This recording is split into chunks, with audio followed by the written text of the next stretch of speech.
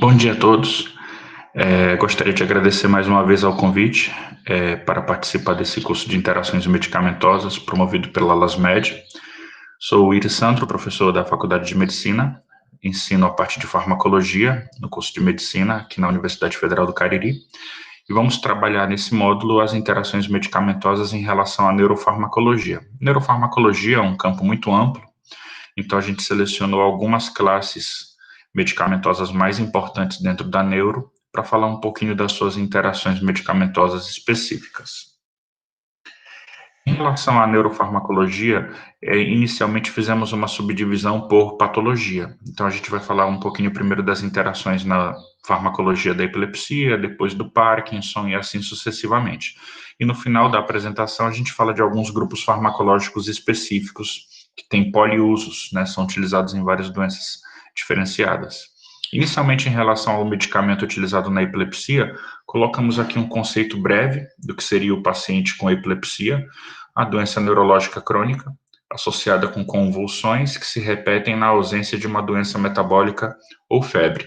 Classicamente, o paciente epiléptico apresenta uma hiperexcitabilidade central.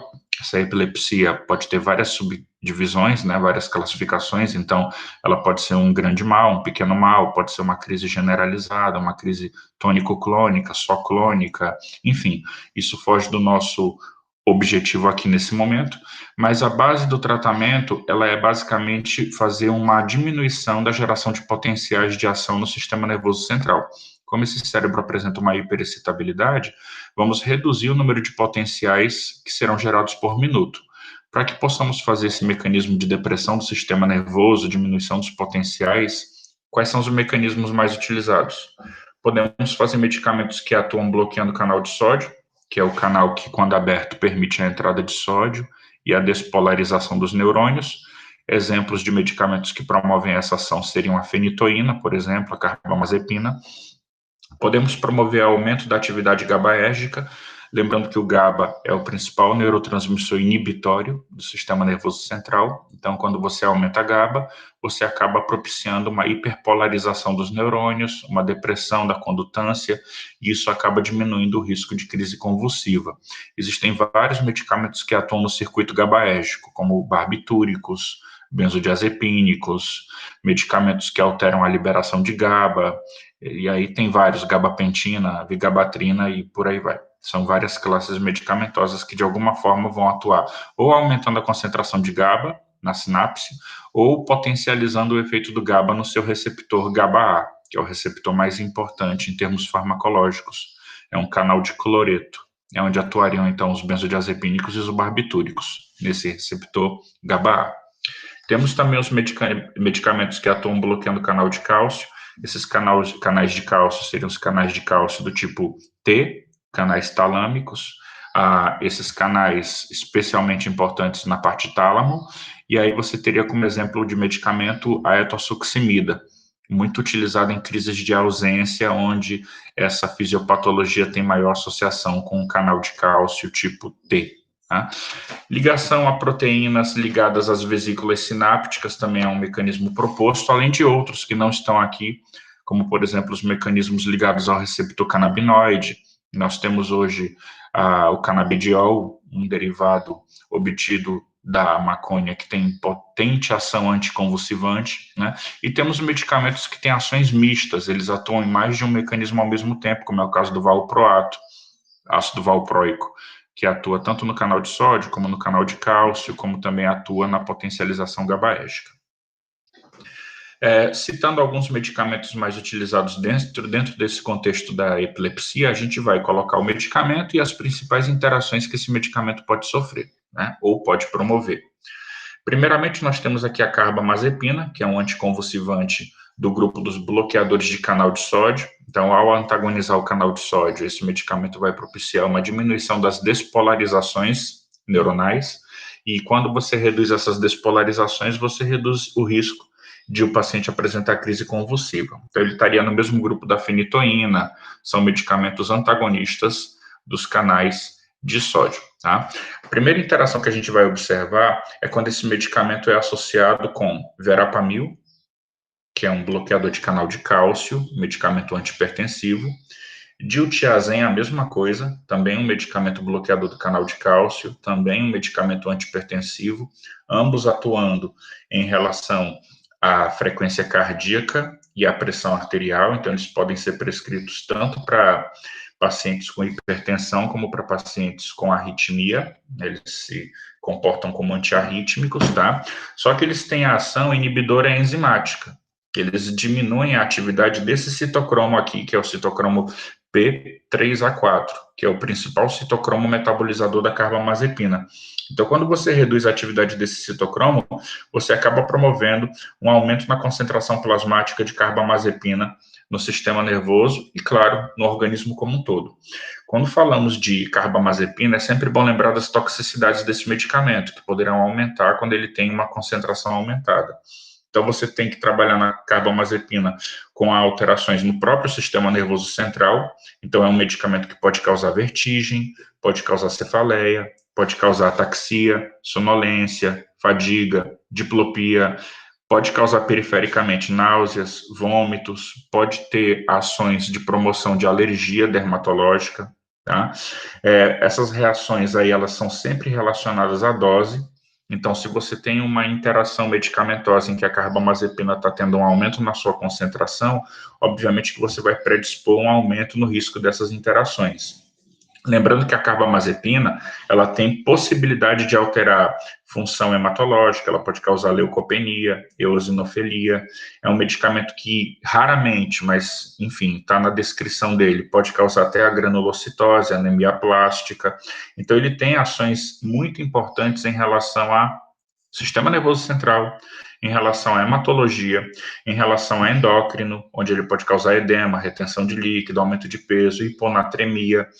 Todas essas interações, elas são esperadas em relação ao uso desse medicamento principalmente, né, do aumento da sua concentração plasmática. Então, é especialmente importante que se observe a concentração desse medicamento em relação a possíveis interações medicamentosas que estejam promovendo um aumento da concentração do medicamento em vivo. Em relação à parte de comportamento, ele também pode causar alucinações, depressão, anorexia, agressão, agitação. Então, é um medicamento que realmente tem como toxicidade eventos muito importantes e a importância da interação medicamentosa nesse caso é muito grande. Então, você observa aqui que a fluoxetina, que é um medicamento inibidor seletivo da recaptação de serotonina, é um medicamento da neuro também, né, um antidepressivo, ela também tem atividade supressora desse citocromo. A cimetidina, que é um fármaco classicamente inibidor enzimático, um medicamento que hoje é até pouco utilizado, mas é um medicamento que trata a úlcera gástrica, ele é um supressor da secreção de ácido. A ranitidina, que é um medicamento mais utilizado hoje, está no mesmo grupo da cimetidina, ele também tem atividade inibidora enzimática, tá? Só que é menos intensa. Então, cimetidina, ranitidina. A eritromicina, que é um antibiótico macrolídeo, medicamento usado para bactérias atípicas, para gram-positivos, quando o paciente é alérgico a beta-lactâmico, ele também tem potencial para causar supressão desse citocromo.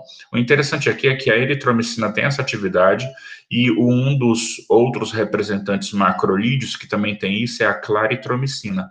Só que a claritromicina, ela tem um uso mais específico, é um medicamento que, por exemplo, faz parte do esquema do tratamento da Helicobacter pylori, que é uma das causadoras da úlcera gástrica. Se você, por exemplo, precisar fazer um tratamento com um medicamento macrolídeo e você não quiser correr risco de interação nesse citocromo, você pode migrar para a azitromicina. A azitromicina, que está no mesmo grupo da eritromicina, ela não inibe esse citocromo, então ela não teria esse risco de interação medicamentosa. Cetoconazol, que é um antifúngico, ele é um potente inibidor também desse citocromo P3A4, que é um dos 450, então isso também pode acarretar num acúmulo de carbamazepina. Já quando você fala de fenobarbital, fenitoína e teofilina, fenobarbital é um depressor do sistema nervoso central, um medicamento que também é anticonvulsivante, por sinal, né, só que ele é usado mais em epilepsia juvenil. O fenobarbital é um indutor enzimático. Aí a interação farmacocinética já vai ser a oposta ao do grupo anterior. Enquanto que os medicamentos aqui de cima, eles eram inibidores do citocromo, o fenobarbital vai promover indução enzimática, ele vai acelerar esse citocromo, fazendo com que a carbamazepina seja metabolizada mais rapidamente, o que pode gerar uma diminuição do seu efeito terapêutico, uma diminuição da sua ação terapêutica, da sua eficácia. A mesma coisa para a fenitoína também é um anticonvulsivante, até do mesmo grupo da carbamazepina, só que quando associadas, a fenitoína acelera o citocromo e faz com que a carbamazepina tenha uma diminuição da sua ação. A teofilina é um broncodilatador, é um medicamento do grupo das xantinas, um fármaco pouco utilizado hoje, né? Temos a teofilina oral e a aminofilina parenteral, e ambos apresentam essa capacidade também de induzir o citocromo P450, fazendo com que a carbamazepina seja metabolizada mais rapidamente.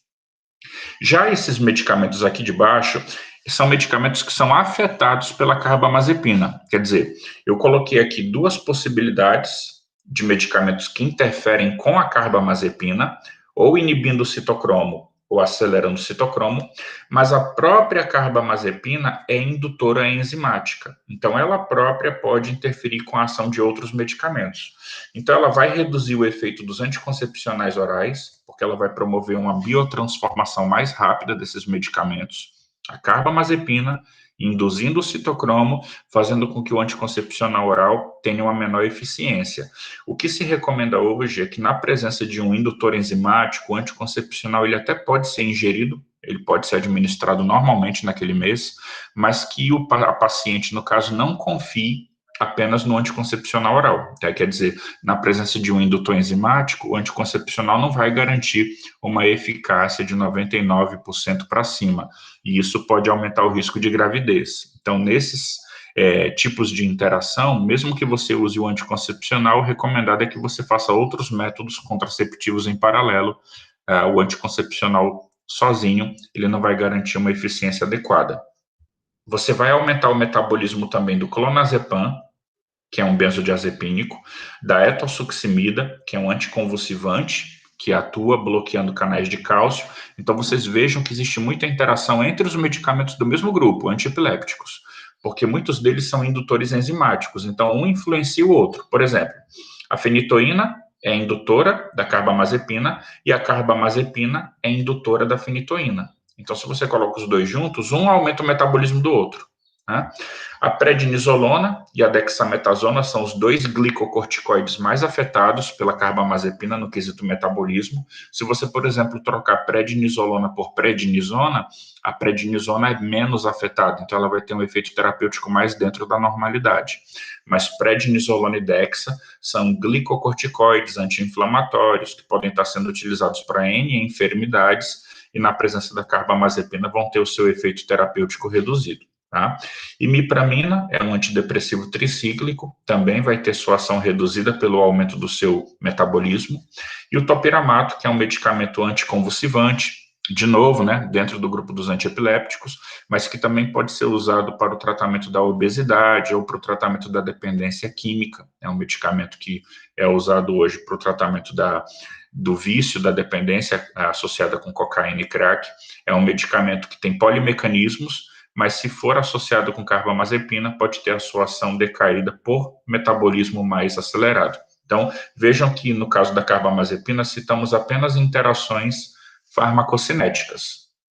São interações em que uma droga está alterando a farmacocinética da outra, no sentido aqui, nesse nosso caso, de alteração da biotransformação, o metabolismo hepático, né? Um grupo de drogas acelerando o citocromo, outras reduzindo a atividade do citocromo para a carbamazepina, e a própria carbamazepina interferindo com o citocromo e fazendo com que outras classes medicamentosas apresentem a alteração do seu efeito.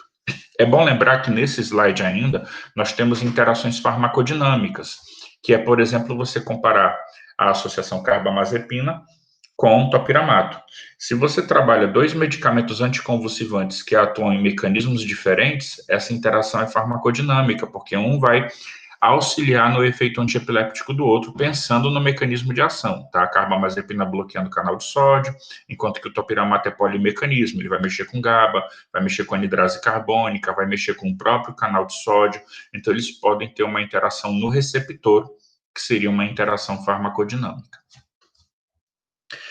Benzodiazepínicos, uma outra classe farmacológica que tem seu papel, tem a sua importância em relação à epilepsia. Os benzodiazepínicos são medicamentos que potencializam a ação do GABA no receptor GABA-A, são chamados de moduladores alostéricos positivos. Traduzindo, eles se ligam no receptor GABA e na presença do neurotransmissor GABA, esse receptor GABA vai responder melhor, vai responder mais intensamente ao efeito GABA do que se tivesse só o receptor e o neurotransmissor. Então, o benzodiazepínico, ele lubrifica o canal, ele não abre o canal, mas na presença do benzodiazepínico, o canal consegue ser aberto com maior facilidade quando você tem liberação de GABA.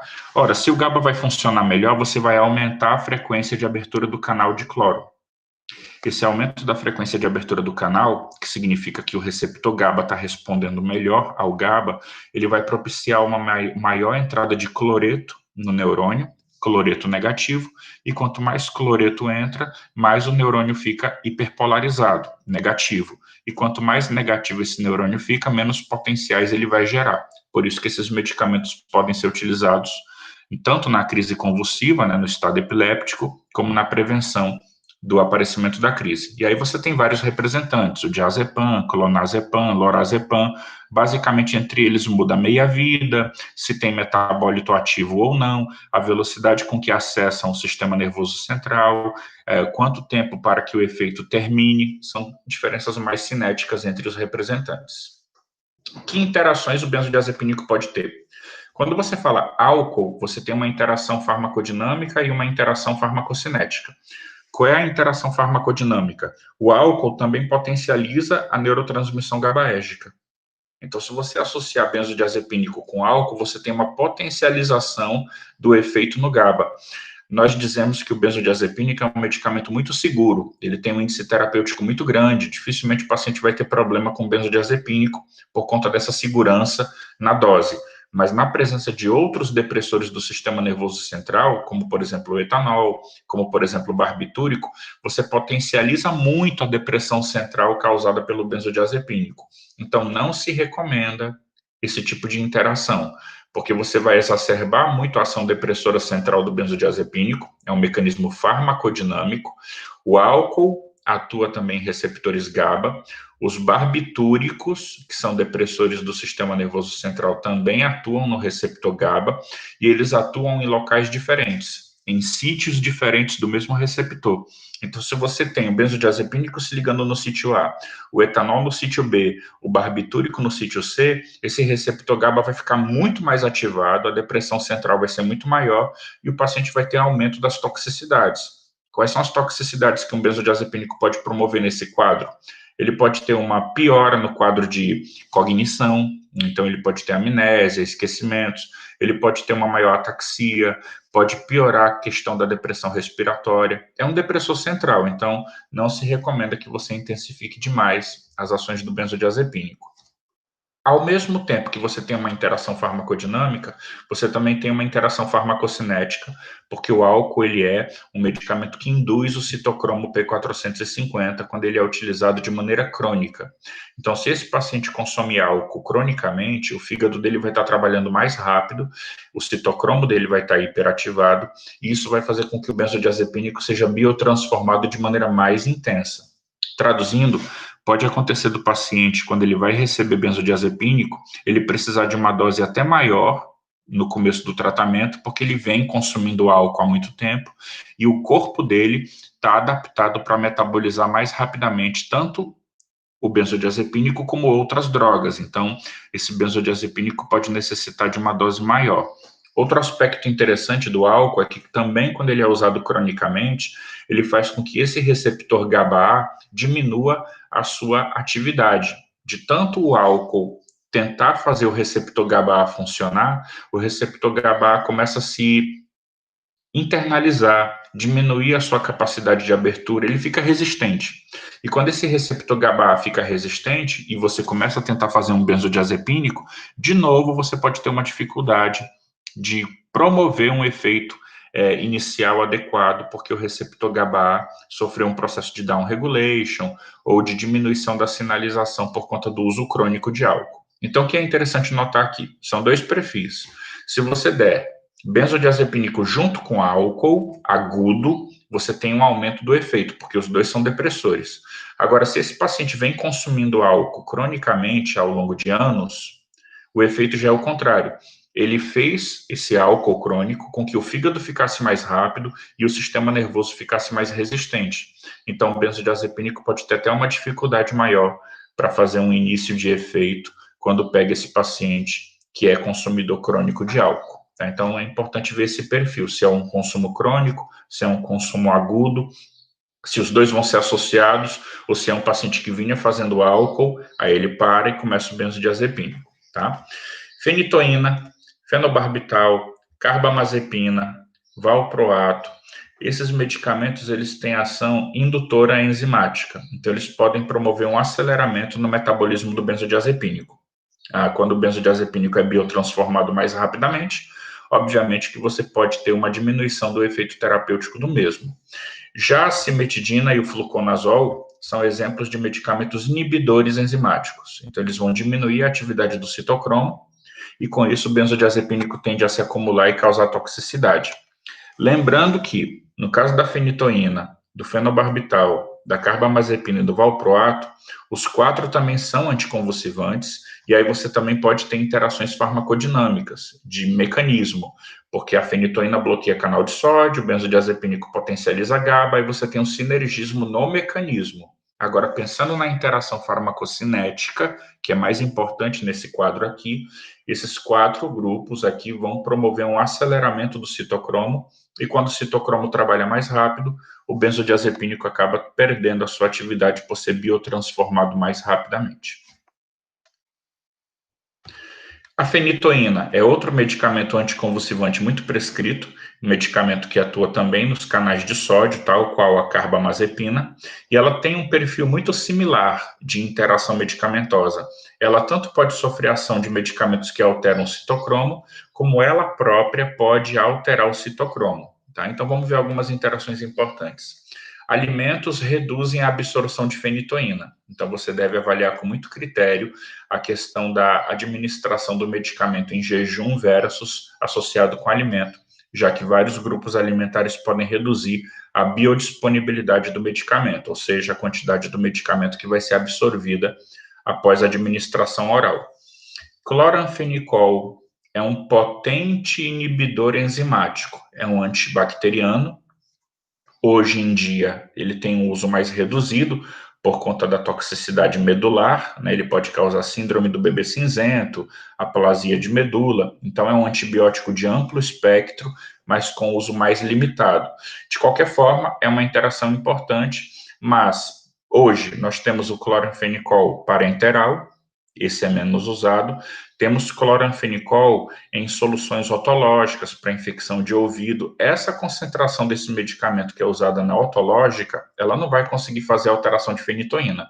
Então, sempre que você vai estudar uma interação medicamentosa, onde um medicamento está alterando o efeito do outro, é importante que você veja como esses medicamentos estão sendo administrados. Qual é a concentração de um versus o outro, qual é a forma farmacêutica que foi prescrita, qual a via de administração. Se um desses medicamentos é tópico, ou tem uma ação muito específica em um local, por exemplo, eu estou colocando uma solução no ouvido, ou eu estou usando um colírio para fazer uma substância que vai alterar a pressão intraocular.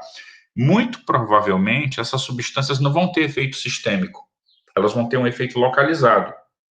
E com isso, embora na literatura você fale que o cloranfenicol aumenta a toxicidade da fenitoína, na prática, depende de como esse cloranfenicol está sendo usado. Se ele está sendo usado, por exemplo, por via tópica, se ele está sendo usado numa solução otológica, ele não vai ter essa capacidade de chegar no fígado, travar o fígado, a concentração é muito pequena, o efeito é muito localizado.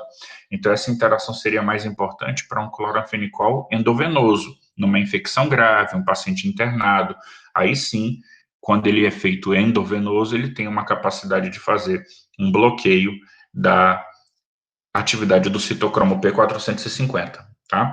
Disulfiram, a mesma coisa, é um medicamento que bloqueia também o metabolismo da fenitoína, é um fármaco prescrito para diminuir a capacidade do indivíduo de consumir álcool, né? Então ele é usado no tratamento da dependência ao álcool, trava o citocromo, e aí o álcool acumula e intoxica. No caso da fenitoína, é parecido o mecanismo, ele também diminui a atividade do citocromo, e com isso você tem um acúmulo da fenitoína. O etanol, que é uma droga de abuso, eu já expliquei no slide anterior, ele tem o efeito de, dependendo de como ele é consumido, se ele for crônico, ele vai induzir o citocromo, e aí você vai metabolizar mais rápido a fenitoína. Se ele for agudo, aí você pode ter uma alteração de inibição, quer dizer, o citocromo trava, e aí a fenitoína sobe. Então tem que avaliar como é que esse álcool está sendo consumido. Tá? Além de ser um depressor central, a fenitoína é um anticonvulsivante, então você pode potencializar o efeito depressor. Aí já é um mecanismo farmacodinâmico. A fenilbutazona, ela tem uma atividade interessante que é de alterar a função renal, e aí sempre que você fala de anti-inflamatórios, de pirona, diclofenaco, né, ibuprofeno, esses medicamentos, ao reduzirem a função renal, eles podem propiciar uma diminuição da excreção renal da fenitoína. E quando a fenitoína tem excreção renal reduzida, ela pode se acumular, causando aumento de toxicidade. Então, quando você for estudar a fenitoína versus fenilbutazona, você vai ver a interação no citocromo. A fenilbutazona também consegue diminuir um pouco o metabolismo da fenitoína, mas você deve validar também a excreção renal. O uso crônico de fenilbutazona, de dipirona, eles diminuem a filtração glomerular e podem propiciar um acúmulo da fenitoína. Hidróxido de alumínio é um medicamento que reduz a biodisponibilidade da fenitoína, é um antiácido, então a problemática aí vai ser uma interação na absorção, certo? E lidocaína é uma interação farmacodinâmica. A lidocaína é um medicamento que, ao mesmo tempo, é antiarrítmico, ela bloqueia canal de sódio cardíaco, e ela também é um anestésico local. Ela consegue bloquear a condutância do sódio nos neurônios e, com isso, você não despolariza perifericamente, não conduz a dor naquelas fibras aferentes primárias que vão entrar no corno dorsal da medula. Só que essa mesma lidocaína, ela também pode, dependendo da dose, pegar canal de sódio no sistema nervoso central. Vejam que o efeito dela é prioritariamente canal de sódio periférico. Por isso que ela tem ação cardíaca e anestésica local, periférica. Mas dependendo da dose, ou no caso aqui da presença da fenitoína, que o canal já está bloqueado, essa lidocaína pode aumentar o bloqueio dos canais de sódio, exacerbando o efeito da fenitoína. Então, é uma interação farmacodinâmica. Da mesma forma, a fenitoína pode propiciar um maior bloqueio periférico de canal de sódio cardíaco, e isso pode propiciar uma arritmia cardíaca. Então, um aumenta o efeito do outro. A lidocaína amplifica o bloqueio central da fenitoína, e a fenitoína amplifica o bloqueio periférico que a lidocaína realiza. A fenitoína tem outra característica importante, ela é um medicamento que usa muito proteína plasmática. Então, qual é o princípio do medicamento quando ele está ligado numa proteína plasmática? Ele tem uma fração livre, que é a fração que atua, é a que tem mecanismo de ação, é a que está solta, e tem uma fração percentual que está ligada na albumina. Essa fração do medicamento que está ligada na albumina só serve para ser transportada, ela não faz efeito.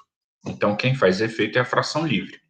A fenitoína se liga muito na proteína plasmática, então a fração dela que está livre é pequena, e a fração que está ligada é alta. Se você der ácido acetil salicílico, que é um salicilato, se você administrar junto uma sulfonamida, por exemplo, uma glibenclamida, ou então sulfametoxazol, que é um antibiótico, são sulfas. Se você der um glicocorticoide, esses medicamentos também usam PP, e eles competem com a fenitoína pela ligação na proteína plasmática, de maneira que a fenitoína pode ser deslocada. E se a fenitoína for deslocada, o efeito dela aumenta, porque você vai aumentar a fração livre. E esse aumento da fração livre pode gerar maior toxicidade, tá? Então, é sempre bom que você pesquise quais são os medicamentos que têm elevada ligação na proteína plasmática, e que, se esses medicamentos forem administrados com outras substâncias que também usam muito proteína plasmática, pode ter um deslocamento. Um deslocar o outro, e esse medicamento que foi deslocado vai ter um aumento na fração livre e, consequentemente, um aumento do efeito. E esse aumento de efeito normalmente gera toxicidade. Já em relação à doença de Alzheimer, nosso segundo bloco de interações, a gente está tentando citar as mais importantes para não ficar muito cansativo, tá? Então, na doença de Alzheimer, você tem um transtorno neurodegenerativo, progressivo, infelizmente não tem cura. O tratamento farmacológico hoje, ele visa só uma melhora do sintoma, uma diminuição da perda cognitiva, enfim, dá uma qualidade de vida a mais para o paciente, tá? Mas você vai ter uma deterioração cognitiva, um comprometimento progressivo das atividades da vida diária, sintomas neuropsiquiátricos vários e alterações comportamentais também.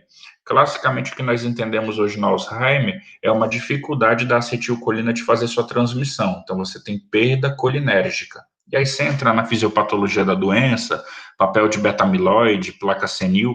Aqui o nosso objetivo é só a interação medicamentosa. Então, o tratamento básico da doença de Alzheimer hoje é você aumentar a acetilcolina no cérebro, para que você melhore essa transmissão colinérgica que está decaída por conta da morte neuronal, e com isso você propicia uma diminuição dessa perda cognitiva do paciente.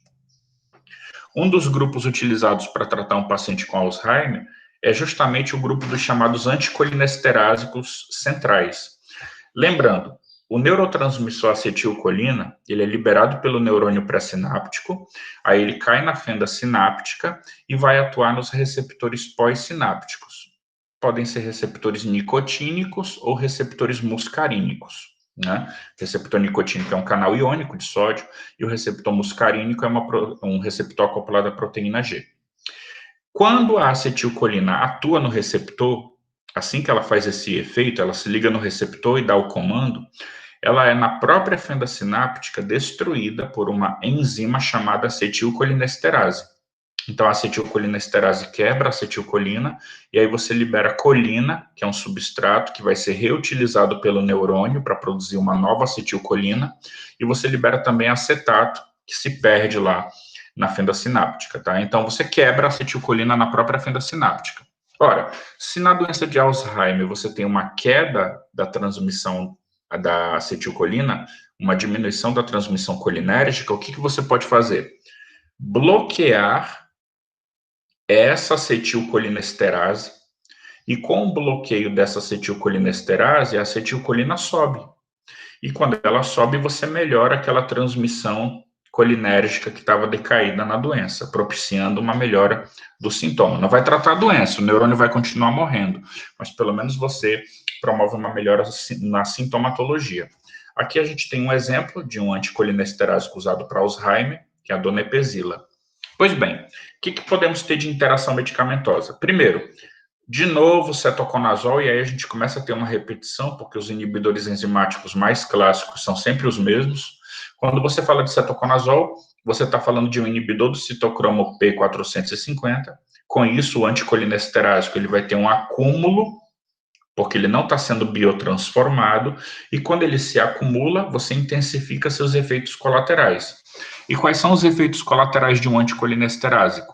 O anticolineesterásico, quando ele aumenta a acetilcolina, ele potencializa na periferia o parasimpático. Ele potencializa o parasimpático. Então, o parasimpático vai promover o que na periferia? Aumento das secreções, então o paciente vai ter maior salivação, secreção ácida, secreções intestinais. Vai aumentar a bradicardia, porque o parasimpático é um freio para o coração, então você tem um maior risco de diminuição da frequência cardíaca. Vai ter um potencial broncoconstrictor e assim por diante. Você vai manifestar mais o colinérgico. Aumento do peristaltismo gastrointestinal, então o paciente pode ter um quadro de hipermotilidade intestinal, talvez uma diarreia, miose, né? São ações colinérgicas clássicas que, quando você está fazendo um medicamento isolado, elas tendem a ser menores, mas se você faz uma interação medicamentosa, onde um fármaco bloqueia o citocromo, promovendo o acúmulo da donepezila, essa tolerabilidade do medicamento anticolineesterásico reduz, porque ele vai ter mais efeito colateral. Ele vai se acumular, não está sendo biotransformado, isso pode fazer com que o medicamento tenha maior toxicidade. Então, é importante avaliar a interação. É uma interação farmacocinética, tá? Interação na biotransformação da donepezila. Já os beta-bloqueadores, como o propranolol, atenolol, carvedilol, é uma interação farmacodinâmica que você vai fazer. A própria donepezila já tende a fazer uma redução da frequência cardíaca, porque ela tem ação colinérgica, ela aumenta a acetilcolina. Quando a acetilcolina aumenta, tudo bem, no sistema nervoso central você melhora os aspectos cognitivos do Alzheimer, mas na periferia você potencializa o nervo vago. Então, esse nervo vago vai fazer com que o coração bata mais lento. Se você faz um beta-bloqueador junto, o que o beta-bloqueador faz na frequência cardíaca? A mesma coisa, ele vai bloquear os receptores beta-1 do simpático. O receptor beta-1 faz o coração bater mais rápido. Se ele está sendo bloqueado, você vai diminuir a frequência cardíaca e com isso você vai promover um aumento no risco de bradicardias ou bradiarritmias, tá? Então tem que estar muito atento para essa interação medicamentosa. Outro grupo que está sendo muito utilizado hoje na doença de Alzheimer são os bloqueadores do receptor N-metildestrospartato. Esse receptor é um receptor canal iônico, utilizado pelo glutamato para excitar o sistema nervoso central. E o que nós temos hoje na literatura de dados são publicações demonstrando que o receptor NMDA, quando ele está ativado, ele agrava o Alzheimer. Então, se você faz um antagonismo desse receptor excitatório, você melhora o aspecto geral do paciente que tem a doença de Alzheimer. Como exemplo de medicamento bloqueador NMDA, nós colocamos aqui a memantina, tá? Que é uma droga que pode ser prescrita para o paciente com doença de Alzheimer. Pois bem, por mecanismos farmacodinâmicos, e aí são aquelas redes neuronais, você bloqueia um transmissor, isso acaba lá na ponta da cascata, aumentando a atividade de outro. Quando você faz um bloqueio NMDA, você potencializa o eixo dopaminérgico. Traduzindo, o bloqueio dos receptores N-metildestrospartato faz com que a dopamina trabalhe melhor no cérebro. Ora, se a dopamina está intensificada e você aplica levodopa, o que é levodopa? Levodopa é um precursor que vai entrar no sistema nervoso central e vai se transformar em dopamina. É um medicamento usado para Parkinson. No Parkinson, você quer aumentar a dopamina. Se você está aplicando levodopa em um cérebro em que a dopamina já está alta, você vai intensificar o efeito da levodopa. Tudo bem? É um mecanismo farmacodinâmico. É porque o bloqueio NMDA, ele propicia um aumento da atividade dopaminérgica no cérebro.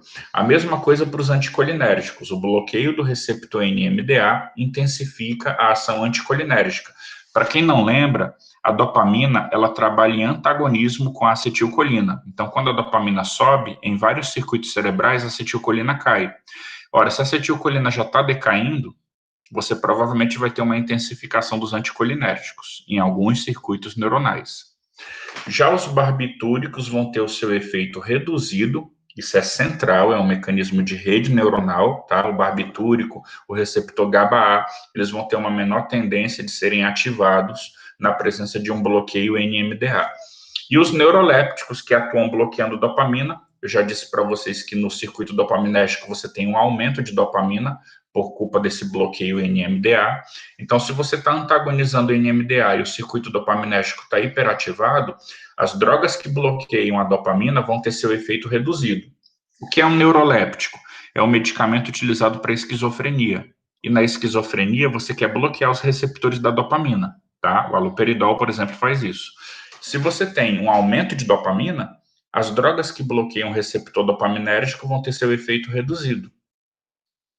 É uma interação farmacodinâmica. Já aqui embaixo eu tenho 4 drogas, a cimetidina, a ranitidina, a quinidina. Esses dois eu já falei muito, né? São medicamentos usados para úlcera, eles são inibidores enzimáticos do citocromo, né? Interagem com muitas drogas.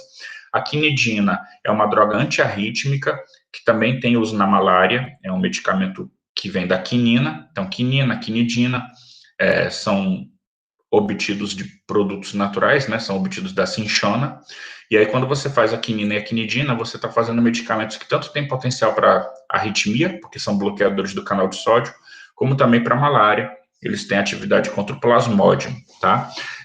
Além deles, a nicotina, que é uma droga de abuso, né, do cigarro. Os 4, eles reduzem a excreção renal da memantina. Observe que nesse caso, mesmo a cimetidina e a ranitidina, não é a interação delas no fígado que importa aqui. Nesse caso, as duas elas têm uma outra mecanística de interação. Elas vão diminuir um transporte renal que é importante para excretar a memantina. Como eles fazem uma competição por esse transporte renal de cátions, esse transporte acaba decaindo e você tem uma dificuldade para excretar o medicamento memantina. Então, ele vai se acumular no corpo e vai ter uma tendência de maior toxicidade. É uma interação farmacocinética renal. Lembrem que quando a gente fala de interação farmacocinética, normalmente a gente fala muito do fígado, da biotransformação, mas existem drogas que dependem mais do rim do que do fígado para saírem do corpo. E nos processos renais você tem os transportadores renais, a questão do pH renal, que pode influenciar na ionização do medicamento que está sendo excretado, a secreção tubular, a filtração glomerular, e existem muitas interações medicamentosas que acontecem nesse contexto de função renal. Na doença de Parkinson, é outra doença, outro pilar da neurofarmacologia, nós temos uma degeneração das áreas dopaminérgicas centrais. Então, você tem uma diminuição de dopamina, né, a substância negra, enfim, vai ter um decaimento, é uma doença que também não tem cura, ainda, né? E aí você faz só um tratamento paliativo para tentar reduzir o que o paciente apresenta de sintomatologia, o tremor involuntário, a bradicinesia, tudo mais. Então, o que a gente espera aqui de um tratamento farmacológico para Parkinson? No Parkinson, você tem paciente normal, equilíbrio entre acetilcolina e dopamina. Eu acabei de citar isso no slide anterior. Na doença de Parkinson, a dopamina sobe e a acetilcolina cai. Na doença de Parkinson, você tem como meta terapêutica isso, aumentar a dopamina e reduzir a acetilcolina, porque a base da doença é os neurônios dopaminérgicos estão morrendo, a dopamina está baixa e a acetilcolina fica alta. Então, o tratamento farmacológico é aumentar a dopamina, daqui ele, ó, ativação dopaminérgica, e bloquear a acetilcolina que está exacerbada. Então, você vai ter antagonistas colinérgicos centrais para reduzir essa hiperatividade da acetilcolina, e você vai ter medicamentos que ou vão se transformar em dopamina, como, por exemplo, a levodopa, que nós citamos ainda há pouco, ou drogas que são ativadoras diretas do receptor dopaminérgico, agonistas dopaminérgicos. Então, a base do tratamento do Parkinson é hoje esse, fazer um aumento da atividade dopaminérgica e uma diminuição da atividade colinérgica no sistema nervoso central. Então, um exemplo de um medicamento que representa esse aumento da atividade dopaminérgica é a levodopa. O que a levodopa faz? Se administra esse medicamento no sistema nervoso central, esse medicamento vai se transformar em dopamina. Por que não aplicar dopamina direto? Porque a dopamina não atravessa a barreira hematoencefálica. Então, você tem que fazer com que essa levodopa vá para o cérebro. Aí, quando ela entrar no sistema nervoso, a levodopa vai se transformar em dopamina. A levodopa, para ser absorvida no nosso corpo, ela usa transportadores de aminoácido. Traduzindo, se você fizer a levodopa com uma dieta proteica, os aminoácidos dessa tua dieta vão competir com a levodopa pela absorção. E aí você reduz a absorção do medicamento antiparkinsoniano. Então, a levodopa não deve ser administrada com proteína, porque as proteínas reduzem a absorção da levodopa, reduzem a sua biodisponibilidade. Então, não fazer, tá? A dieta proteica reduz a absorção da levodopa. Já a benzerazida, ela é utilizada para impedir que a levodopa se transforme em dopamina antes da hora. Lembrem, eu falei para vocês que se você der dopamina direto, a dopamina não entra no cérebro, ela não passa a barreira hematoencefálica. Então, o que poderia acontecer se eu desse levodopa e a levodopa se transformasse em dopamina na periferia do corpo? Essa dopamina não entraria no cérebro. Então, você tem que impedir que a dopamina seja formada na periferia. Ela deve ser formada só no sistema nervoso central. Como é que nós fazemos isso? Você dá, isso já vem associado, tá? Você prescreve no paciente levodopa mais benzerazida ou levodopa mais carbidopa. Fazem a mesma coisa. A carbidopa é até um pouco mais famosa. Quando você faz levodopa com esses medicamentos, isso já vem associado, esses medicamentos benzerazida e carbidopa, eles bloqueiam a dopa descarboxilase periférica. Periférica, porque eles não entram no cérebro. A benzerazida não entra no sistema nervoso central. A carbidopa não entra no sistema nervoso central. Então, o que vai acontecer? Você vai tomar o comprimido de levodopa, a dopa descarboxilase, que é a enzima que transforma a levodopa em dopamina, ela vai ser bloqueada pela benzerazida, então a levodopa não vai se transformar em dopamina na periferia do corpo. Quando essa levodopa chegar na barreira hematoencefálica, ela passa, a levodopa, a benzerazida não passa. Então, quando a levodopa entrar no cérebro, a levodopa vai se transformar em dopamina, no local que você quer que ocorra essa transformação, que é o sistema nervoso central.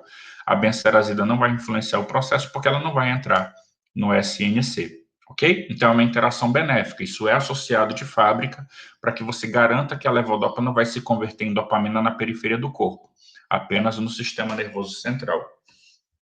Levodopa é um precursor de quem? Dopamina. E dopamina pode se transformar em quê? Noradrenalina. É uma catecolamina. Ora, se a própria levodopa pode aumentar noradrenalina, é óbvio que se você der junto o simpático mimético, que é qualquer medicamento que imita o simpático, ou seja, que imita a noradrenalina e a adrenalina, você pode exacerbar o efeito simpático mimético, ou seja, a levodopa, por se transformar em nora, pode aumentar o efeito de vasoconstrictores. Um exemplo de um simpático mimético é a fenilefrina, uma substância que pode ser utilizada, por exemplo, para resfriados, como descongestionante nasal. Então, tem que ter muito cuidado com esse tipo de interação, é uma interação farmacodinâmica, tá? Levodopa, claro, o foco dela é virar dopamina, mas parte dessa dopamina pode se transformar em nora, e essa nora pode amplificar o efeito de simpático-miméticos, como, por exemplo, um descongestionante nasal, e aí você tem um aumento no risco de vasoconstricção sistêmica, que é o que o descongestionante faz. Ele faz uma vasoconstricção local, mas se ele começa a ser intensificado, essa vasoconstricção prolonga, ela vai para o periférico, e aí você começa a ter um risco de hipertensão arterial. Aqui um exemplo de um medicamento que não vai se transformar em dopamina. Ele próprio vai ativar os receptores dopaminérgicos. Então, é um agonista dopaminérgico, é o pramipexol. Pramipexol, ele próprio ativa o receptor da dopamina no sistema nervoso central, ao contrário da levodopa, que ainda vai se transformar em dopamina, tá? Aqui para interação eu citei só 2 interações farmacocinéticas. De novo a cimetidina, que é um medicamento inibidor enzimático clássico, e a ciprofloxacina, que é uma fluoroquinolona, um antibiótico usado para infecções por gram negativo, que também consegue pegar o citocromo específico que biotransforma o pramipexol. Então, nesse caso, você vai ter uma intensificação do efeito do pramipexol, um aumento da concentração plasmática do pramipexol e um risco maior de toxicidade para o pramipexol. Lembrando que as quinolonas, elas podem influenciar o citocromo. Quando eu digo quinolonas, eu estou com um representante aí, ciprofloxacina, mas você pode colocar pefloxacina, levofloxacina.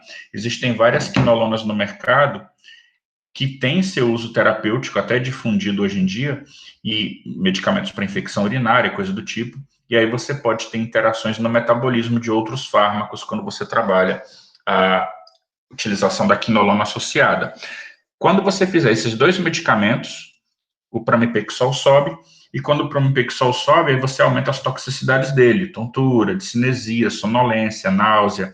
Ele pode alterar também comportamental, né? Então, o indivíduo pode ter um aumento de impulsos, transtornos do controle, comportamento compulsivo, alteração no sono, alucinações, confusão, cefaleia. São alterações ligadas à atividade dopaminérgica exacerbada, tá? Então, é interessante, inclusive, né, dependendo do grau de aumento, ele pode até apresentar paranoia, alterações da libido, né, enfim, quase uma alteração esquizofrênica aí, psicótica. Então, é interessante que você tenha muito cuidado com essas interações que fazem com que o medicamento dopaminérgico acumule no corpo por decaimento do citocromo. Outra droga que pode ser prescrita no paciente com Parkinson, a amantadina, mecanismo bem complexo, mas um dos mecanismos propostos é o antagonismo desse receptor N-metildeestroaspartato, que é o receptor NMDA, receptor esse do neurotransmissor excitatório glutamato, tá? A amantadina, gente, ela também é antiviral, então ela tem um mecanismo bem complexo. Tanto é usada aqui no Parkinson, como também é usada como antiviral. Quando você trabalha um medicamento desse, a interação clássica que você pensa é a interação no citocromo. Então, você vai trabalhar aqui a possibilidade do clotrimazol, que é um antifúngico, bloquear o citocromo P450, e em bloqueando o citocromo P450, você pode promover um acúmulo da amantadina, tá? Então, esse acúmulo de amantadina pode gerar toxicidade central, muito similar ao que a gente viu já para outros medicamentos que têm efeito central, que atuam bloqueando o neurotransmissor excitatório. Você pode precipitar nesse paciente até mesmo alterações do tipo hipertermia maligna, né? Aquela síndrome neuroléptica ligada a medicamentos antipsicóticos. A amantadina não é exatamente um antipsicótico, mas ela tem relação também com hipertermia maligna. Então, é um medicamento que tem toxicidades importantes e é interessante que você tenha cuidado quando da administração desse fármaco. A amantadina apresenta ações anticolinérgicas também, certo? Ela tem um mecanismo de ação sujo. Então, essas ações anticolinérgicas vão causar pele seca, taquicardia, boca seca, visão turva, constipação. Tudo isso vai ter um aumento na sua incidência quando você faz o clotrimazol associado, porque você está fazendo um aumento na concentração da amantadina no organismo. Então, ela está tendo um aumento de sua concentração plasmática, aumenta o risco das interações ligadas a efeito antimuscarínico. E aqui embaixo eu coloquei 3 grupos: o antidepressivo tricíclico, os antihistamínicos, principalmente os de primeira geração, e a quinina, que é de novo uma droga antiarrítmica. Os 3 têm ao mesmo tempo atividade anticolinérgica. Então, se você der um antidepressivo tricíclico, imipramina, amitriptilina, se você der um antihistamínico, dimenidrato, né? Se você der uma quinina, que é um antiarrítmico, e uma droga para malária, os 3 já fazem efeito antimuscarínico e vão exacerbar o risco de a amantadina causar efeito antimuscarínico também. Então, você tem maior risco de taquicardia, maior risco de constipação, maior risco de pele seca, maior risco de diminuição de secreções e assim por diante. Então, é interessante que você tenha cuidado quando da associação desses medicamentos por conta da exacerbação do efeito antimuscarínico periférico, tá? Já no caso do clotrimazol, é o bloqueio do citocromo, é uma interação farmacocinética, e aí você aumenta todos os efeitos colaterais da amantadina porque ela se concentra como um todo. No caso dos tricíclicos, dos antihistamínicos e da quinina, é uma interação farmacodinâmica basicamente ligada ao efeito anticolinérgico, que vai aumentar, porque esses 3 grupos estão promovendo efeito antimuscarínico, e a amantadina também tem esse potencial para promover efeito antimuscarínico. Tirando esses grupos maiores de doença, eu quis colocar 2 grupos farmacológicos importantes que a gente não poderia deixar de citar quando fala de interação medicamentosa e neuro. Um deles é o opioide, medicamento hoje que tem seu uso muito associado com dores que não são tratadas com medicamentos analgésicos convencionais, como aspirina, diclofenaco. Então, são dores associadas a câncer, dores neuropáticas, que você tem que trabalhar medicamentos como morfina, dolantina, codeína, e aí tem vários representantes disponíveis no mercado. Todos esses medicamentos opioides atuam da mesma maneira. Eles se ligam em receptores opioides, são os receptores Mi, os receptores delta, os receptores kappa, são receptores acoplados à proteína G, e quando esses receptores são ativados pelo opioide, você promove a mesma ação que os peptídeos opioides endógenos fazem, nossos mediadores da dor, que são analgésicos, como encefalinas, beta-endorfinas, dinorfinas. Você vai promover uma diminuição da transmissão da dor no corno dorsal da medula, principalmente. Então, você vai promover ações depressoras na comunicação sináptica. Ou seja, o opioide vai diminuir a liberação, por exemplo, de substância P, ele vai diminuir a liberação de glutamato, que são neurotransmissores associados com a condução da dor. Tá? Então, você diminui a comunicação entre o neurônio de primeira e segunda ordem no corno dorsal e a dor, a informação dolorosa, não sobe para o sistema nervoso central. Então, grosso modo, são medicamentos depressores do sistema nervoso, tá? Eles promovem várias ações, como indução de vômito, analgesia, podem promover euforia, são medicamentos controlados, né? Podem causar dependência. São medicamentos que têm ação analgésica muito interessante, podem promover constipação e outras ações mais, depressão respiratória, queda de pressão arterial. Então, é importante que tenhamos cuidado com as interações medicamentosas, porque o opioide é um medicamento bem tolerado, se prescrito corretamente, é um medicamento que deve ser avaliado em relação ao critério de uso. Não podemos trabalhar a opiofobia, né? Pensar como a literatura americana, realmente nos Estados Unidos o ópio tem um problema maior, o medicamento opioide é prescrito para tudo, a heroína lá também é um problema saúde pública, o Brasil não tem esse perfil. Nós temos um uso de opioide muito menor, não temos problemáticas com heroína aqui, né? Nosso problema aqui com droga de abuso é cocaína, crack, e os opioides aqui são prescritos de maneira mais reservada. Então, é um medicamento que já é bem utilizado, mas deve sempre ser avaliada a interação medicamentosa. Então, como ele é um depressor do sistema nervoso central, ele atua em proteína G inibitória, esses receptores Mi, o delta e o kappa, eles são receptores que promovem depressão do sistema nervoso central, são receptores inibitórios. Se você associar outros depressores, como, por exemplo, os anticonvulsivantes, que a gente já falou um pouquinho hoje, os benzodiazepínicos, os barbitúricos, o próprio álcool, você aumenta o risco de depressão central.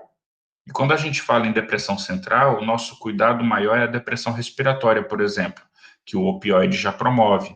Mas se ele for associado com outro depressor do sistema nervoso central, você pode agravar esse quadro. É uma interação farmacodinâmica. Os opioides, eles já reduzem o tônus muscular. Então, se você associar um relaxante muscular, principalmente um não despolarizante, é o caso, por exemplo, do atracúrio, do mivacúrio, do pancurônio, vecurônio. Essas drogas paralisam o músculo, elas bloqueiam a placa motora, e na presença do opioide você vai ter uma chance maior de depressão respiratória, porque o relaxante muscular, ele bloqueia, por exemplo, a musculatura intercostal, ele pode ter um efeito no diafragma, ele já dificulta a função respiratória, e se você faz um depressor central, você intensifica esse bloqueio muscular, isso pode gerar um risco maior de depressão respiratória. A cimetidina já foi muito citada, é um medicamento inibidor enzimático, então ele pode causar um acúmulo do opioide no nosso organismo, precipitando uma maior toxicidade dos mesmos, tá?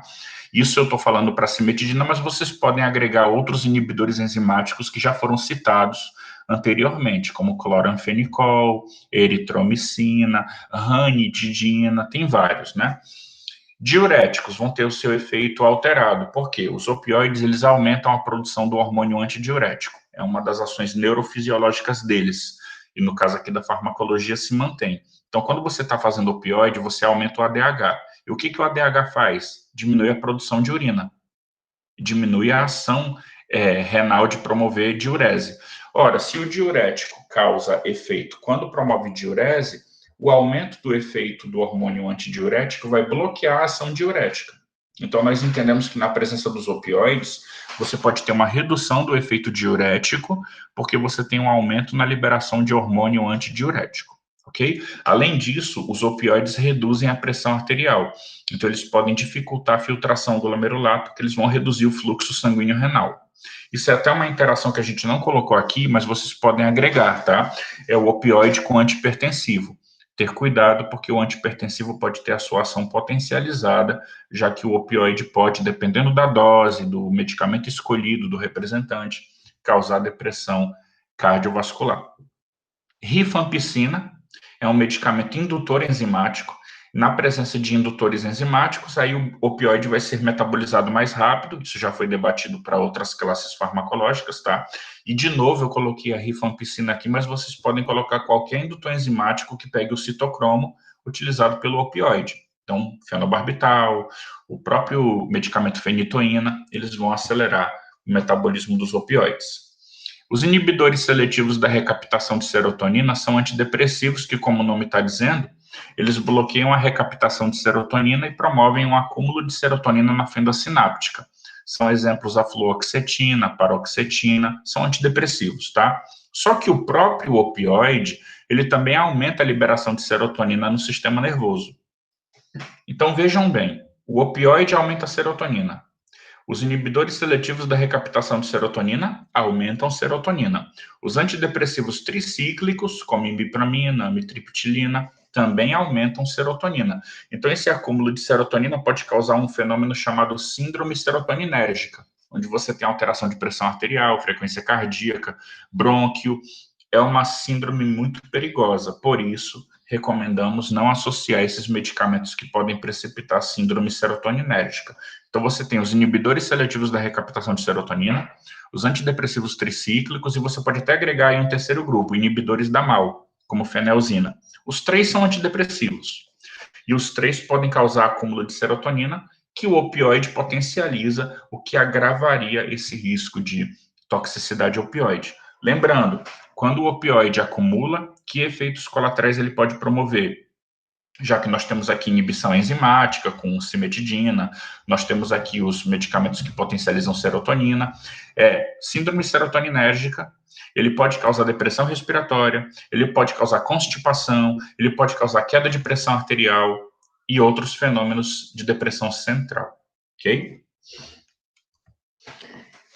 Para finalizar, eu coloquei aqui mais 2 grupos, realmente neurofarmacologia é bem extenso, e isso foge um pouquinho do propósito desse curso que a gente está colocando aqui para vocês, tá? Então, a gente está fazendo só alguns grupos mais importantes, mas em momentos futuros a gente pode trabalhar outras classes farmacológicas da neuro que não conseguimos colocar aqui por questões de tempo.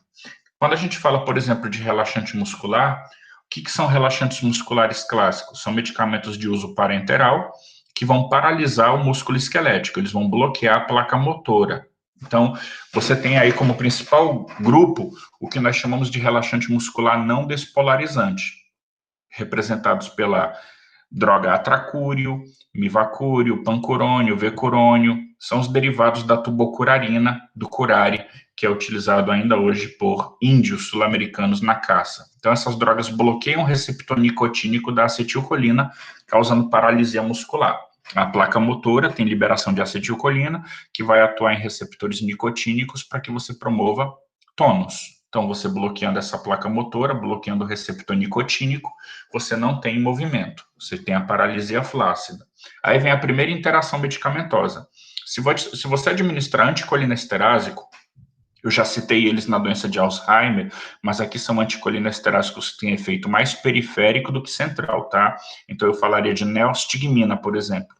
A neostigmina é um anticolinesterásico que atua basicamente na periferia do corpo. O que ela vai fazer?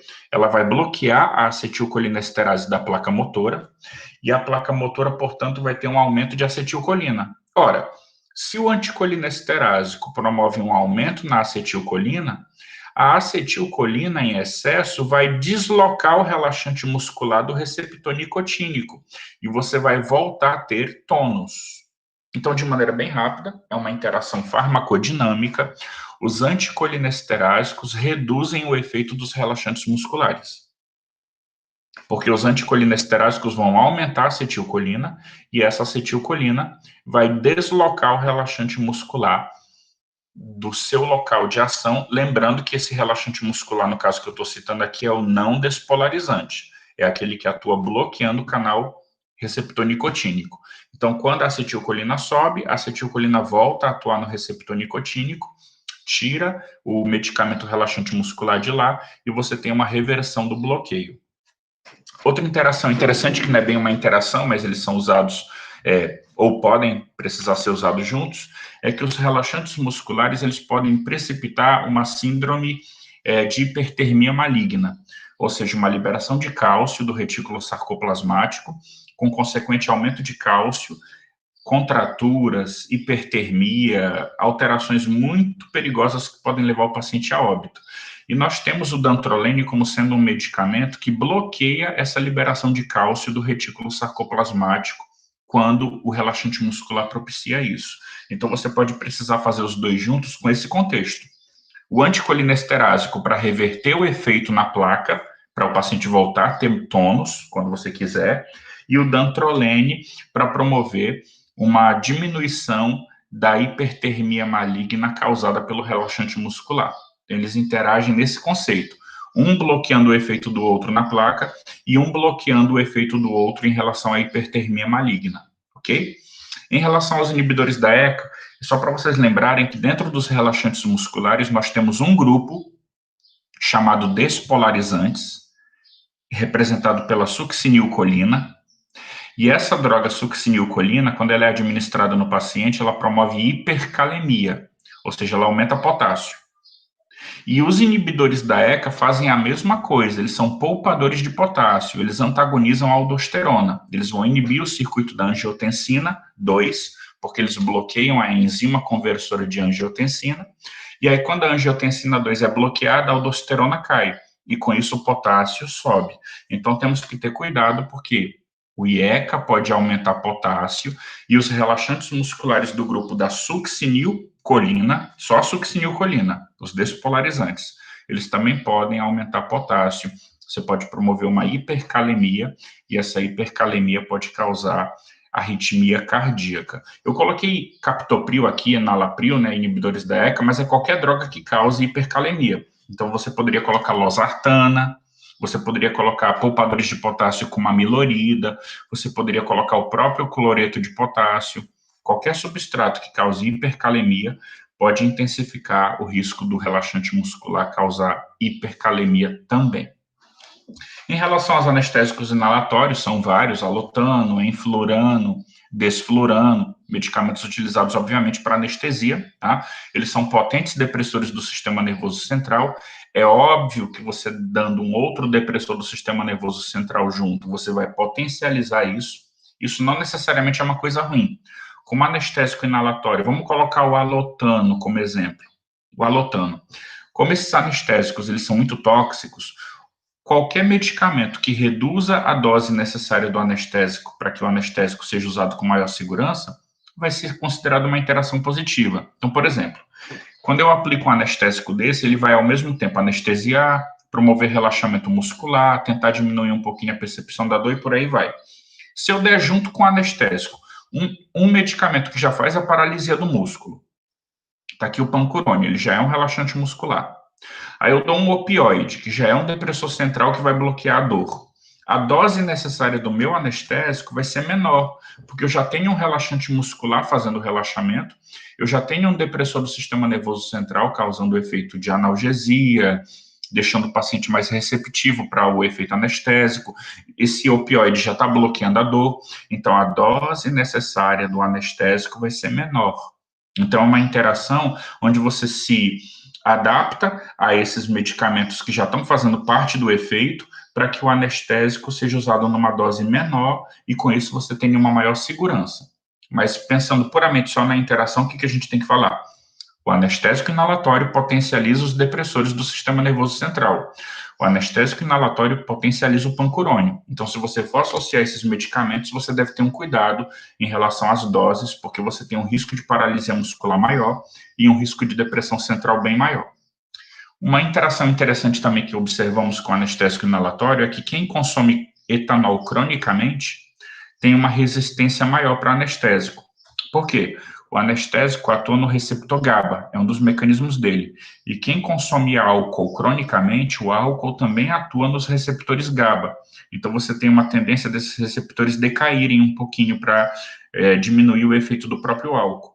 E quando eles decaem, na hora que você vai fazer um medicamento que atua no mesmo receptor, esse medicamento pode enfrentar uma resistência maior. Então, pode acontecer do anestésico precisar de uma concentração maior para atuar se aquele paciente tiver um histórico de etilismo, se ele for um paciente que consome álcool. Os aminoglicosídeos são antibióticos representados pela amicacina, gentamicina, streptomicina, são vários. Eles são usados em ambiente hospitalar, tá? São medicamentos para infecção grave por gram negativo. E uma das características desses aminoglicosídeos é que eles também podem, dependendo da dose, causar diminuição da força muscular. Eles podem causar paralisia dependendo da dose. É raro, mas eles podem fazer isso. Ora, se o anestésico também altera a placa motora, você dando junto um aminoglicosídeo, você aumenta o risco de ter um decaimento na atividade motora. Você aumenta o risco de causar bloqueio neuromuscular. Então tem que ter muito cuidado com o aminoglicosídeo, porque ele pode diminuir a atividade da placa motora. Ele é um medicamento com cargas, ele compete pelo cálcio. Então ele compete com cálcio naquele neurônio pré-sináptico, o cálcio não entra direito e aí você não tem exocitose da acetilcolina. Esse é o mecanismo do aminoglicosídeo na placa motora. Se tem menos acetilcolina, a placa motora tem dificuldade para funcionar. E isso, você fazendo só o aminoglicosídeo, você não vai enxergar esse problema. Mas se você der junto com outro medicamento que também tem esse efeito depressor da placa motora, você pode ter um sinergismo. E é o que acontece aqui. Então, cuidado com o aminoglicosídeo para ele não intensificar a paralisia muscular gerada pelos anestésicos. Finalmente, os antipertensivos reduzem a pressão arterial e os anestésicos inalatórios também. Então, você pode ter um sinergismo nessa hipotensão gerada por esses medicamentos. É importante que nós observemos aqui o seguinte: interação medicamentosa é um mundo, tá? Então, vocês vão ter muitas tabelas para vocês consultarem as interações que podem acontecer. O importante é que você tenha a ciência de como essas interações podem aparecer, se são cinéticas, se são dinâmicas. Tenha ciência que nem toda interação medicamentosa é prejudicial para o organismo, algumas são e devem ser feitas, são positivas, como associar 2 antipertensivos para reduzir a pressão arterial, ou no nosso caso aqui da neuro, 2 medicamentos para que esses medicamentos façam parte do efeito anestésico e o anestésico inalatório possa ser usado numa dose menor. Então, a interação nem sempre é prejudicial, ela pode ser benéfica. O importante é você avaliar o impacto daquela interação naquele paciente, avaliar a segurança daqueles medicamentos que estão sendo associados e avaliar se realmente é necessária a associação deles, se a interação vai trazer mais malefícios do que o benefício de combinar aqueles 2 medicamentos, tá? Eu espero que tenha sido transmitida a informação mais importante para vocês aqui na Neuro. Me coloco à disposição para eventos futuros, tá? E sempre pesquisem, sempre estudem os medicamentos em relação a essa parte de interações, porque normalmente nas disciplinas de farmacologia focamos muito no mecanismo da droga, em qual o uso terapêutico da droga, e pouco na questão de como esse medicamento pode alterar o efeito de outras medicações administradas concomitantemente. Então, é um tema muito relevante. Eu parabenizo mais uma vez o projeto de extensão da LASMED por criar esse curso, propiciar essas interações com os estudantes e agradeço mais uma vez a oportunidade. Obrigado.